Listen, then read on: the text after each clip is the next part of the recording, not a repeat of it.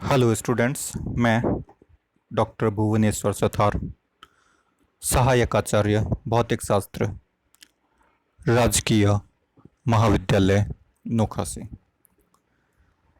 Quantum सिद्धांत का विकास BSc final year की यूनिट फर्स्ट है, जिसमें क्वांटम सिद्धांत के बारे में हमने अध्ययन किया।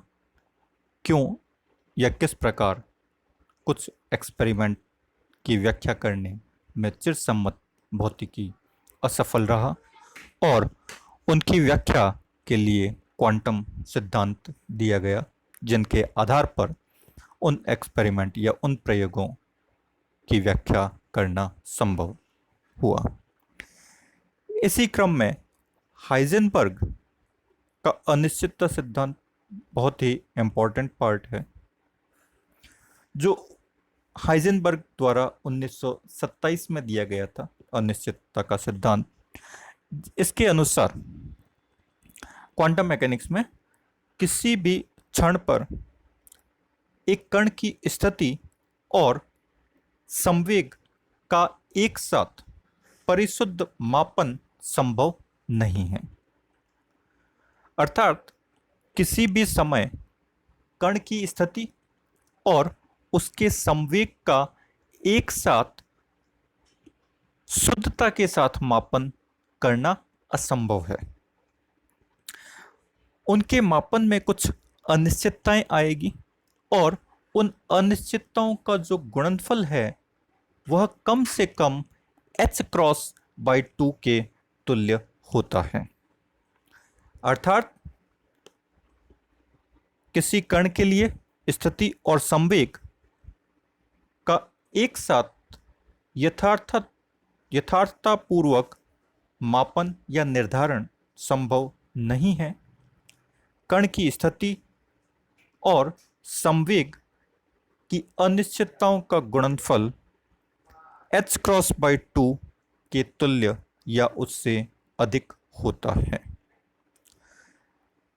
इसका गणितीय रूप हम देखते हैं, delta x into delta P x is always greater than और इक्वल टू h×2, जहां पर h क्रॉस जो होता है वह प्लांक नियतांक h और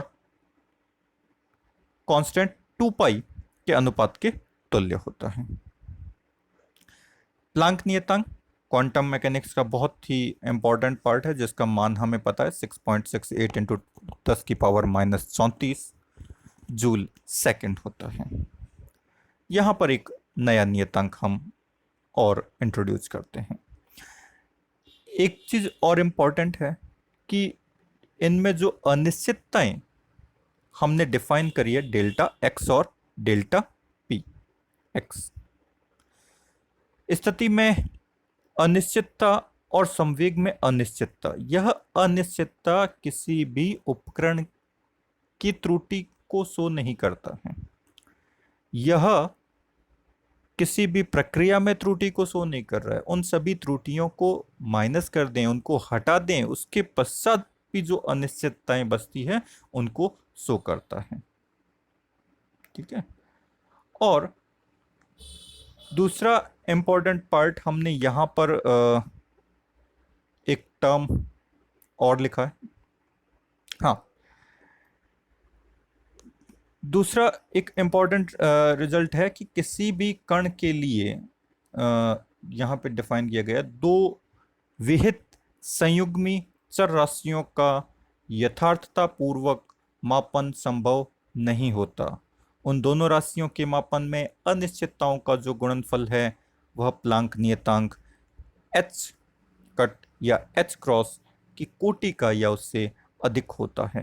तो यहाँ पे एक इम्पॉर्टेंट टर्म हमने यूज किया हुआ है, विहित संयुग्मी राशि, टू कॉन्जुगेट क्वांटिटीज।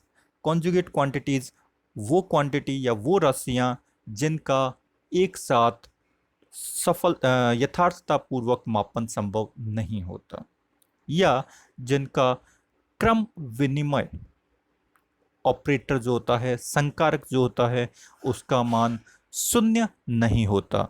दो ऐसी भौतिक राशियां जिनके लिए कम्यूटेटर ऑपरेटर की वैल्यू, कम्यूटेटर ऑपरेटर जब यूज करेंगे तो उसका मान शून्य नहीं होता। ऐसी जो राशियां होती है वह एक दूसरे पर निर्भर करती है, यह कह सकते हैं, और इनका यथार्थतापूर्वक मापन संभव नहीं होता। तो एच क्रॉस बाई टू जो है वह मिनिमम मान होता है, और यह हम केवल हार्मोनिक ऑसिलेटर के केस में यूज कर सकते हैं। बाकी सभी केसेस में इसका मान एच क्रॉस बाई टू से ज़्यादा होता है। यहाँ पर पेयरिंग में भी हमने देखा है, युग्मन में भी हमने देखा है, एक्स दिशा में विस्थापन स्थिति और एक्स दिशा में संवेग को लिया हुआ है, वाई दिशा में विस्थापन और वाई दिशा में संवेग, जेड दिशा में विस्थापन और जेड दिशा में संवेग। कभी भी डेल्टा एक्स और डेल्टा पी वाई का जो प्रोडक्ट है वह एच क्रॉस बाई टू से ज़्यादा हो या हो यह ज़रूरी नहीं है। इनका परिशुद्ध मापन संभव है, यानी एक्स दिशा में स्थिति और वाई दिशा में संवेग, ये दोनों राशियां संयुग्मी राशियां नहीं होती हैं। इनका एक साथ परिशुद्ध मापन संभव हो सकता है। तो संवेग और स्थिति के अलावा कुछ और राशियां होती है जिनके लिए भी हम अनिश्चितता सिद्धांत को यूज करते हैं, जनरलाइज हमने किया, और यहाँ पे जो टर्म हमने यूज की है विहित संयुग्मी राशियां, कैनोनिकली कॉन्जुगेट क्वांटिटी।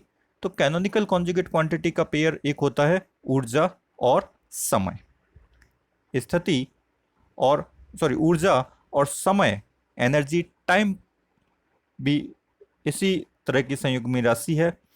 अर्थात किसी भी किसी भी परमाणु के लिए किसी ऊर्जा स्तर की स्थिति में अनिश्चितता डेल्टा ई और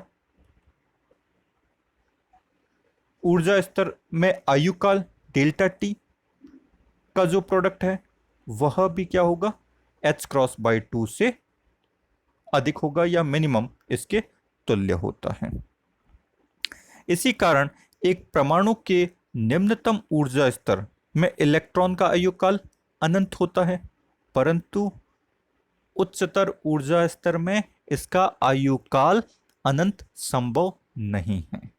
उसकी स्थिति में कुछ अनिश्चितता होती है और मिनिमम अनिश्चितता के तुल्य ही वह आयुकाल होता है, और वहां से हम इसका मान ज्ञात कर सकते हैं, और यह लगभग 10⁻⁻8 सेकंड के ऑर्डर का होता है। डेल्टा ई, इससे हम ऊर्जा में अनिश्चितता की कोटि ज्ञात कर सकते हैं, और वह यदि ज्ञात करें तो हमारे पास आता है 6 × 10⁻⁻8 इलेक्ट्रॉन वोल्ट। इसी प्रकार एक अन्य राशि है कोणीय विस्थापन और कोणीय संवेग। कोणीय विस्थापन और कोणीय संवेग का भी एक साथ यथार्थतापूर्वक मापन संभव नहीं है। इनकी भी अनिश्चितताएं होती है, और अनिश्चितताओं का गुणनफल जो होता है वह एच क्रॉस बाई टू से अधिक या उसके तुल्य होता है। यहां पर भी इंपॉर्टेंट पार्ट है, यह एक सदिश राशि होती है, तो सेम कंपोनेंट, समान कंपोनेंट जो है उनका product he H cross by two से ज़्यादा या उसके तुल्य हो सकता है। बाकी अगर संवेग, कोणीय संवेग का आपने z कंपोनेंट लिया और विस्थापन का यदि हम x कंपोनेंट लें तो इनका परिशुद्ध मापन संभव है। इस केस में अनिश्चितता सिद्धांत नहीं लगेगा, क्योंकि ये दोनों राशियां क्या होती है, कैनोनिकली कॉन्जुगेट, विहित संयुग्मी राशियां नहीं हैं। तो यह इंपॉर्टेंट पार्ट होता है। इस अनिश्चितता सिद्धांत का औचित्य क्या है, स्पष्टीकरण क्या है, इसके लिए हम दो इंपॉर्टेंट अन्य क्रियाएं हैं जिनका अध्ययन करेंगे। सबसे पहले देखते हैं सूक्ष्मदर्शी। सूक्ष्मदर्शी गामा किरण सूक्ष्मदर्शी है, उसमें इलेक्ट्रॉन की स्थिति का निर्धारण किया जाता है। तो वह इसी सिद्धांत के औचित्य को व्यक्त करता है। माना लैम्डा डैश तरंगदैर्ध्य का विकिरण से एक इलेक्ट्रॉन को आलोकित किया गया है, और इलेक्ट्रॉन किसी क्षण पर ओ स्थिति पर है, जो चित्रानुसार स्थिति हमने दिखा रखी है। अगर इस समय एक फोटोन इस पे आपतित होगा तो इलेक्ट्रॉन का स्कैटरिंग होगा। इलेक्ट्रॉन अगर अभिलंब के साथ फाई कोण बनाते हुए लेफ्ट साइड और राइट साइड में जाएगा तो यह प्रकाश जो है, यह जो एक्सरेज है वह, सॉरी गामा रेज जो है वह सूक्ष्मदर्शी के अंदर आएगी। इसके ज़्यादा एंगल पे यदि डिफ्लेक्शन होगा तो वह इससे बाहर हो जाता है। तो मैक्सिमम पोजीशन हमने यहाँ पे एडॉप्ट कर लिया है। तो स्थिति में अनिश्चितता डेल्टा एक्स से डिनोट कर रहे हैं। डेल्टा एक्स उन दोनों बिंदुओं के मध्य की न्यूनतम दूरी है जिनका विभेदन सूक्ष्मदर्शी द्वारा किया जा सकता है। तो स्थिति में अनिश्चितता delta x equal to lambda upon 2 sine alpha से हमने डिनोट किया हुआ है। अल्फा जो है सूक्ष्मदर्शी के अभिदृश्यक पर प्रेक्षित बिंदु द्वारा बनाए गए अर्धकोण का मान है। लैम्डा प्रकीर्णित फोटोन का तरंगदैर्ध्य है। डेल्टा एक्स जो है वो इलेक्ट्रॉन की स्थिति में अनिश्चितताओं को व्यक्त करता है। जब गामा फोटोन जो है इलेक्ट्रॉन से प्रकीर्णित होकर ओ ए तथा ओ बी दिशा में, यानी ये ओ ए तथा ओ बी दिशा में यदि जाएगा तो सूक्ष्मदर्शी में प्रवेश करेगा। उसके बाहर रह गया तो सूक्ष्मदर्शी में प्रवेश नहीं करेगा और उसको नहीं देखा जा सकता। यदि प्रकीर्णित फोटोन का तरंगदैर्ध्य लैम्डा है और संवेग जो होगा वो lambda upon, sorry H upon lambda के तुल्य होता है। संवेग और वेवलेंथ में रिलेशन हमने पढ़ा हुआ है, lambda equal to h upon p. तो संवेग का मान ज्ञात कर लिया, संवेग के लिए इसको इंटरचेंज कर दिया तो संवेग का मान हो जाएगा एच अपॉन लैम्डा के तुल्य आपके पास में। तो जो फोटोन ओ ए दिशा में गति करता है, जो फोटोन ओ ए दिशा में गति करेगा